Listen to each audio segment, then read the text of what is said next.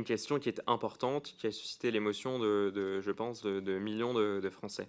La Cour des comptes donc, a fait état de la gravité de la situation financière de France Télévisions. C'était le sens de ma première question de cette audition.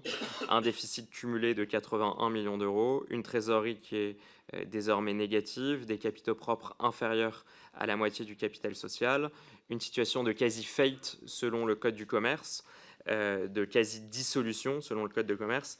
Et pourtant, la Cour des comptes nous a appris, Madame la Présidente, que vous bénéficieriez cette année d'une prime de performance, ou en tout cas d'un variable sur atteinte d'objectifs.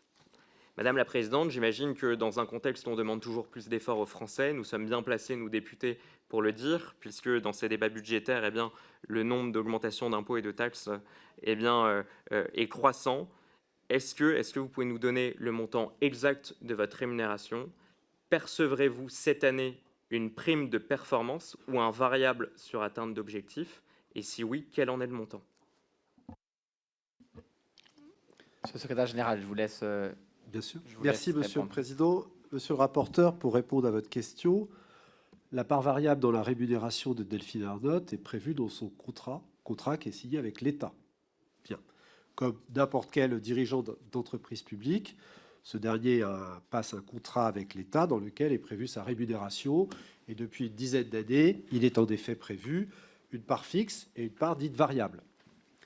Et la part variable est attribuée en fonction de critères extrêmement précis. Il y en a 5 ou 6 en fonction des années.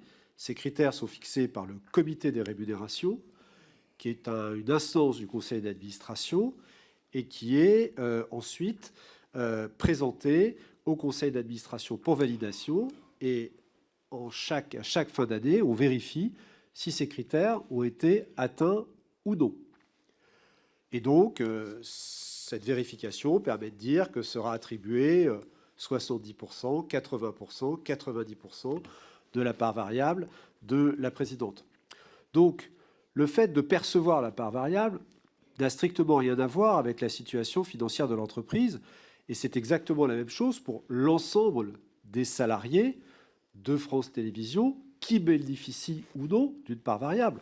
Bon nombre de directeurs de France Télévisions, dans leur contrat, bénéficient d'une part variable, ont une part variable. Et cette dernière, évidemment, répond à un certain nombre de critères. Lorsque les critères sont atteints, la part variable est versée tout ou partie. Et lorsqu'ils ne sont pas atteints, la part variable n'est pas versée du tout.